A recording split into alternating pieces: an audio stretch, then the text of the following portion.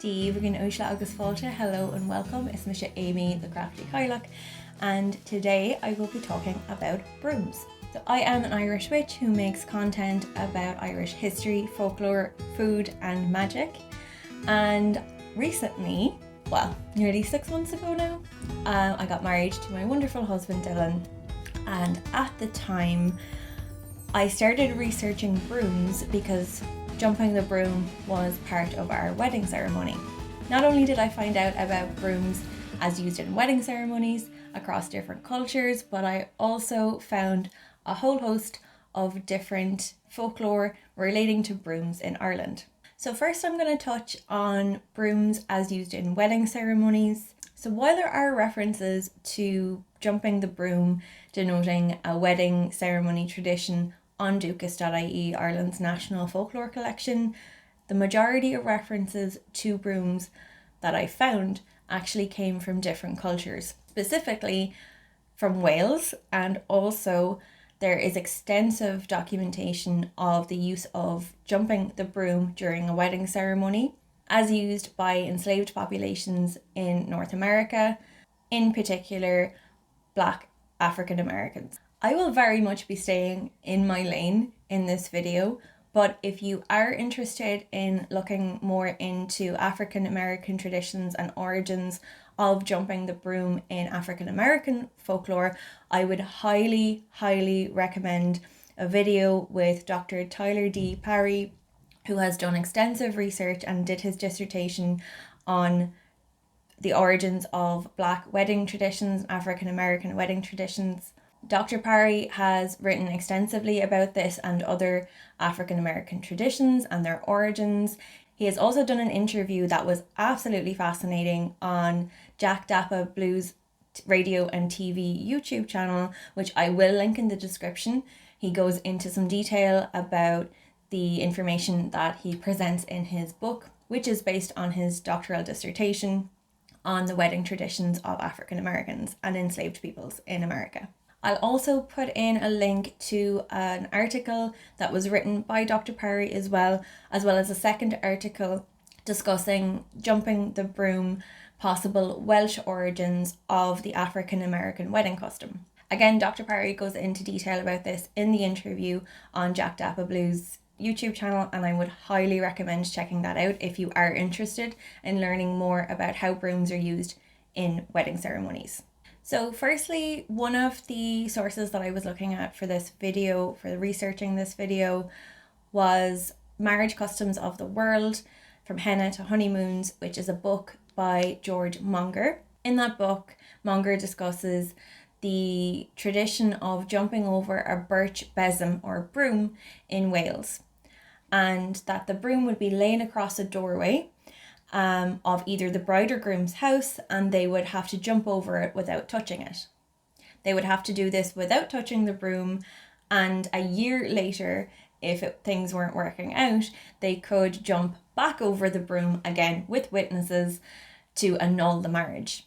There's also reference in this book to using a broom placed at the doorway with a bowl of salt to deter witches from cursing or adversely affecting the bride or future generations of the family. So the whole tradition of being carried over the threshold was to avoid stepping on the threshold, because it was believed in some places that witches might bury some herbs or magical spell ingredients under the threshold to curse the bride and the marriage.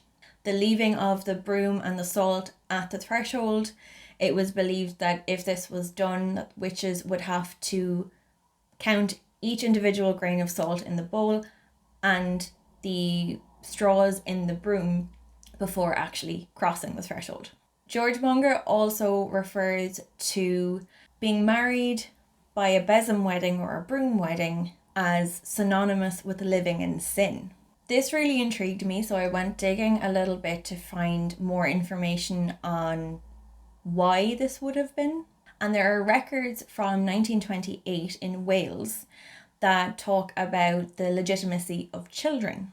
What this record states is that there were sort of three classes of legitimacy of children. So you had legitimate children, which would have been born within wedlock, illegitimate children, which would have been born outside wedlock, and semi-legitimate children, which would have been the children of couples who, instead of getting married in a church, would have been married by a folk tradition of a broom or besom wedding. So those are some of the traditions as found outside of Ireland, but in terms of the traditions inside of Ireland regarding marriage and brooms, there wasn't a lot to be found on Dukas, but what I did find was interesting. So similar to the records from Wales, in Ireland, one Dukas record says that if a couple couldn't afford to pay the priest to perform the marriage ceremony, they would jump over a broom. And couples in doing this kind of ceremony would get married at their own houses. So another story about local marriage customs on Dukas talked about the couple coming together specifically at a wake, which, if you don't know what a wake is, it is the laying out of a body prior to the funeral proceedings. If you want to know more about funerals in the Irish tradition, I would highly recommend you check out Tara Tyne's video that she did on Irish funeral customs. I'll put a link down in the description of the video as well. But you would think that a wake, of all things, wouldn't be really synonymous with marriage. But anyway, at a wake, a boy and a girl, because archaic heteronormativity, would be picked out of a crowd. Then a broom would be laid on the floor and the boy would jump over the broom 3 times and then they were declared married. Another account on Dukas talks about the couple, if they had no money, going to England or America, emigrating to find work to then save up to be able to afford to get married. And before leaving to do this, they would jump the broom for good luck. And another account talked about how older people would ask young girls when they were going to jump the broom or hop the twig, and that probably referred to the custom of throwing a broom after the car after the couple had gotten married. So that's what I found in relation to brooms specifically and marriage within Ireland, but I did find a lot about cures and other folk practices relating to brooms. If you want to find out more about marriage customs specifically in the Irish tradition, check out my other video on Irish marriage customs, which I did last year.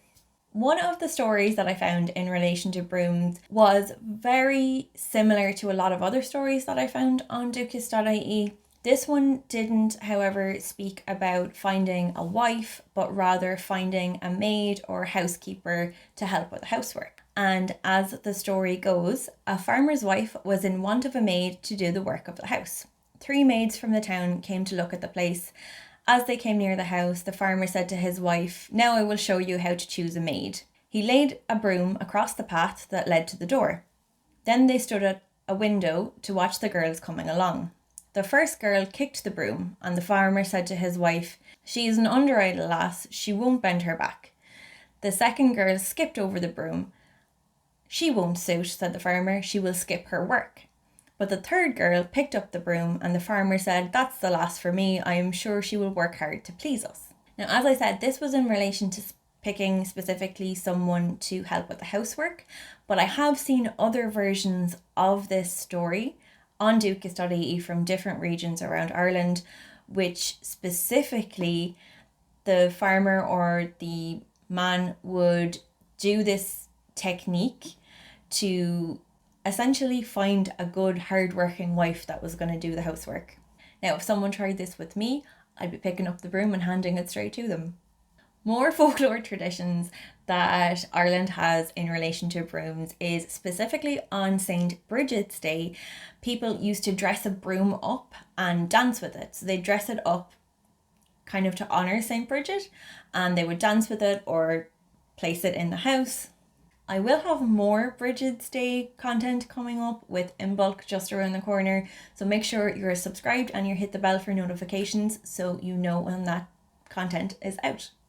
Now, Ireland has a very strong craft tradition and handcrafting tradition. So it wasn't surprising to me that broom crafting was part of this and is documented in our National Folklore collection. There's references to specific families or specific people or couples that would go into the local bog and gather bundles of heath to make brooms out of. Specifically, there's one record that I came across that said this particular couple would go from house to house after they had made their brooms, selling them for half a penny each. The man was called Jim Hughes, and that's how they made their living, by doing the work, crafting, and then selling their wares to their neighbours.